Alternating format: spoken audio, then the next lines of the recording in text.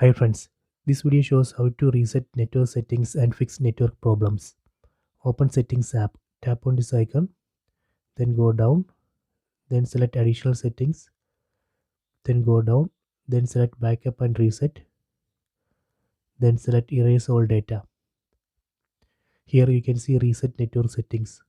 This option will reset Wi-Fi, Bluetooth and mobile network settings.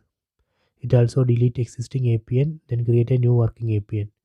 Tap on this option, tap on Resetting. Done. If this is not fixing your problem, you can try second option.